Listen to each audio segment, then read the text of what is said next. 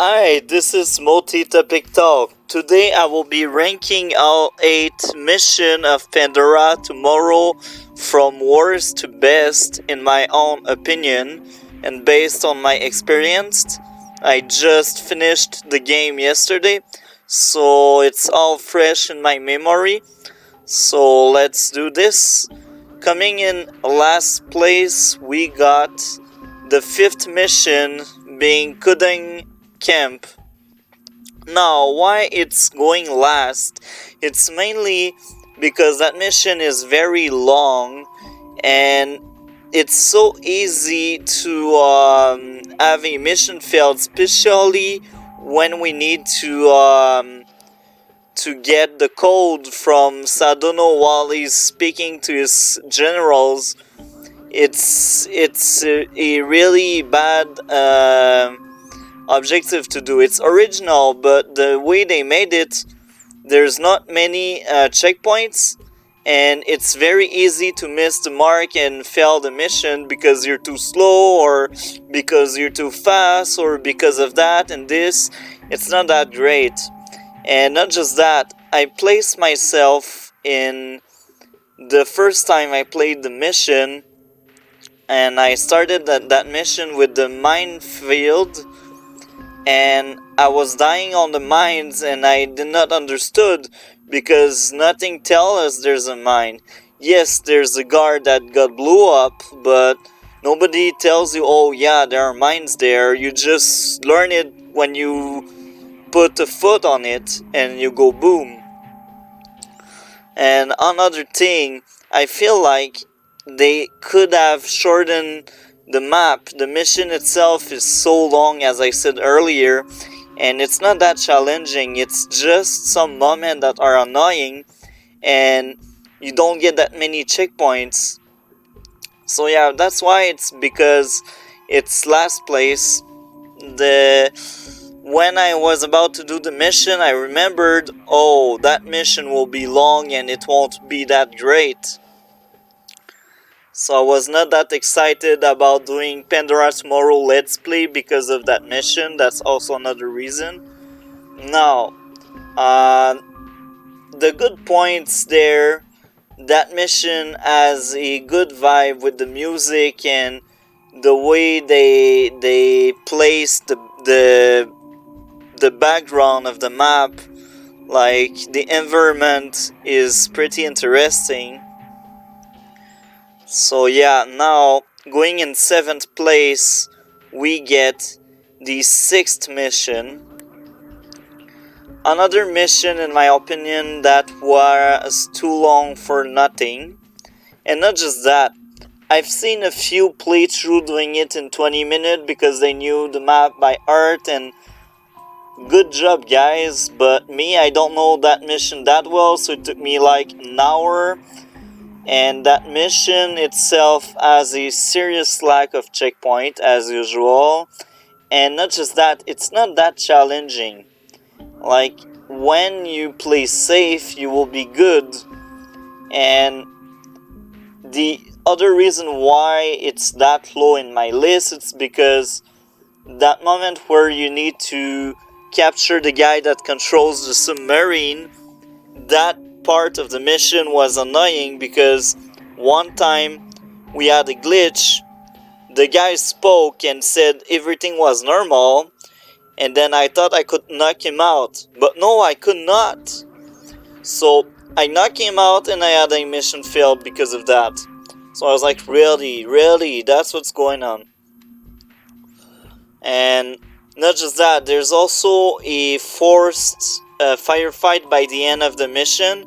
I did not enjoy it at all. Like, it's linear. Like, they are all in the path to the end of the mission, to the extraction point, and they are all waiting for you. And they shoot, and you cannot break all lights. It's just when they force you into firefights, it's bad.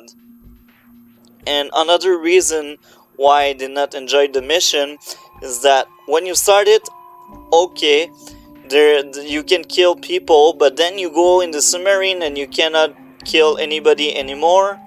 So I was like, okay then, and then I go out, oh, I can kill again. So that was weird. I feel like we could have killed people in the submarine without any issue, but looks like the developer liked the idea to not kill any people in the submarine. Anyway, that mission was not amazing.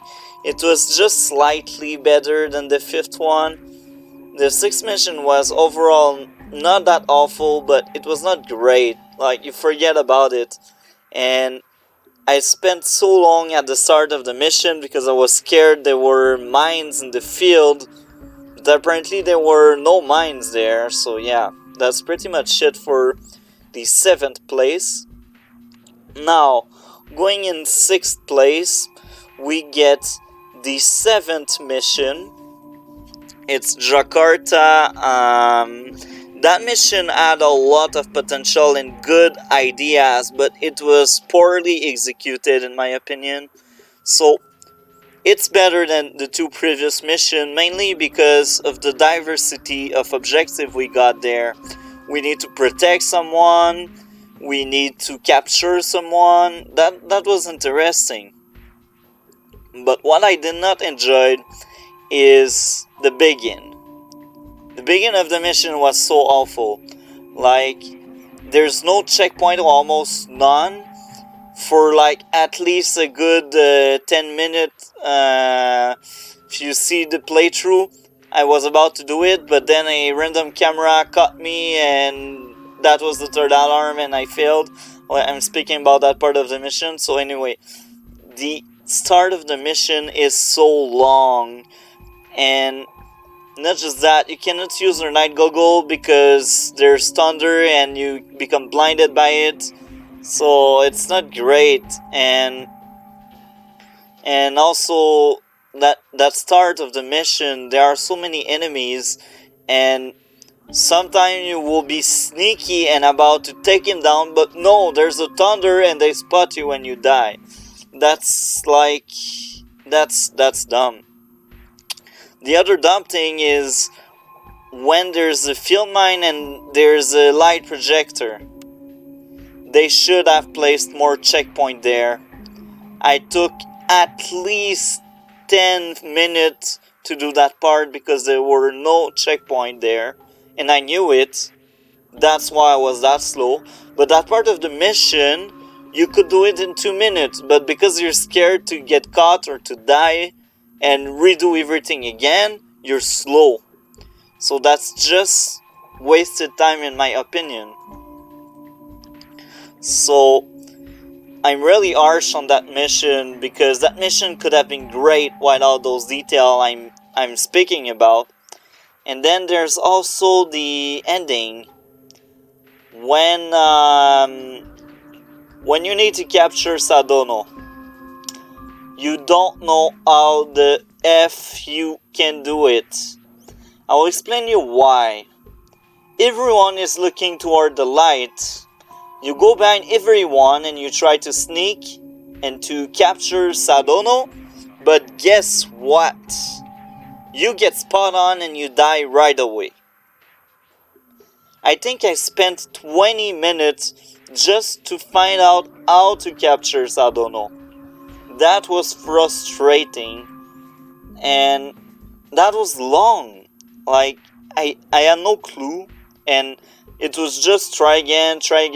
So that very end, the idea was good, but it was poorly executed. Overall, this mission gave us many good things. Yes, they forced us into a firefight against multiple enemies. However, when you play smart, you should be fine by that part, and that's just a interesting part of the mission because you protect someone and that's give you another objective than just the spy game. And that was interesting. That's why it's not like 8th or 7th and it's 6th place. So yeah, overall that mission could have been better. Now, going in the 5th place, we got the 2nd mission. Now, that mission was so long and it was not even that challenging. It was just long. And maybe it's important for the story to get to know the penguin and everything, the bad guy, Norman Sauce, and yeah, that was interesting to meet the guy at the end, but I feel like that mission could have been shorter, and it's really the length of the mission that I find really annoying, and also the end where you have a boardwalk and you have two guards on the boardwalk and you need to pass by them or to go underneath them. The thing is, if you go underneath them, it's so long and you can die from that kind of gas. And you don't know, since it's not dark, you don't know that if you sneak behind them, they won't turn around and kill you. So when I was doing that part, I felt the need to take down those guys. And yeah, and sometimes you were taking down someone, and the other one right away see it and triggers the alarm. That was one of the issue I had, but the mission overall was interesting. But it was so long, and it was not even that hard, it was just long. So because of the length, that's reduced my overall opinion on that mission. But it's slightly better than Jakarta, because really I'm searching bad things about that mission beside how long it took me, and I don't see much. Like the bomb part and the computer part at first was hard, but you can do it. You just need to be tactical and to know what you are doing. And that's interesting. So yeah, and for the fourth place, we got the 8th mission, being the airport, the final mission of the game. Look, that mission could have been great and much higher in the list. But the thing is, the end messed up everything. I will tell you why. Like that whole mission to take down being stealthy and take down each terrorist in the airport was interesting. Spotting them with the thermal vision was interesting. And I also think that another weakness would be the lack of checkpoints again. But the idea itself was good. And what I don't understand is why they add a dog in the first few minutes of the airport, in the parking. Why? It's just to piss you off or what? Anyway, there was sometimes, but that's in the overall game, it's not just in this mission, but sometimes I got spot on and I did not understood how and why, and it was weird. So that mission is low because of the ending. Look, when you're in the elevator stair, like the elevator room, and you need to climb the elevators, it's so long. And if you die, you redo it again. Just that part of the mission, I think it took me 20 minutes. Because I died, I came back, I died, I came back. They should have gave us a checkpoint right after the last elevator to climb. Give us a checkpoint somewhere, please. And yeah, the takedown, like the room with 6 guys and the timer to take them down, was interesting. I liked it, I enjoyed it. It was challenging. And the other issue I got, but that's again the overall game that had that issue, a few times you were shooting lights and the guy thinks you're shooting at him and he triggers the alarm and it's a mission failed. So now you redo things. Yeah, that's why that mission is 4th, when the idea overall was great. And the forced firefight, if you had the technique, if you knew what to do, it's not that bad. You can do it in a good way and do it clean. So now, going in 3rd place, we got the 4th mission, being Jerusalem. I liked it a lot. That's why it's on top 3. And basically, in the same mission, you feel like you are playing in 2 different missions. Basically, you have the mission where you walk in the street, and then you have the mission where you take down terrorists. That's great. The feeling there is good. Like, the lack of checkpoint was not that awful in this mission. I think I did one over the mission pretty fast. Like, it took me an hour. I know some people take less, but I think I failed twice or 3 times in the hour. Sometimes I was like, what the F? That's BS, you know? But most of the time, it was justified how I was spotted or how I failed. And the overall idea at the end to kill Dahlia was interesting. Like, you get a choice. If you make it, you will have your life easier for the end of the mission. If you don't take the choice to kill her and you let her live, you have a sniper waiting for you at the end of the mission, and that's very interesting. Like, give you a choice, and it's affecting the gameplay overall of the mission. And yeah, that was a good mission, and you could feel how different Jerusalem is from, for example, the police precinct in the first game, or New York City in the third game, or Shanghai in the fourth game. You know, it's give us a different feel, and the mission feel different than what we usually do with Splinter Cell. Then, going in second place, we got the first mission. That was a great mission overall. I liked it a lot. It's a good kind of training ground to get to know the game.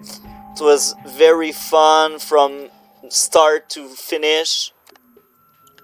I don't remember anything really bad about that mission, that's why it's second. But then, my favorite mission among all in this game was the train. You know, the speeding train? I liked it so much. That was a great mission because it felt different, and it was short, and it was clean. Like, it's the best mission because there's no other game where you will be in a train and try to sneak behind people and then follow someone and spy on the guy. That's just a Splinter Cell game.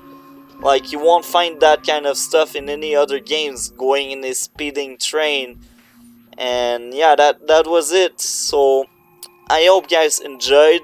What is your ranking? Like, comment, and subscribe. Have a great day.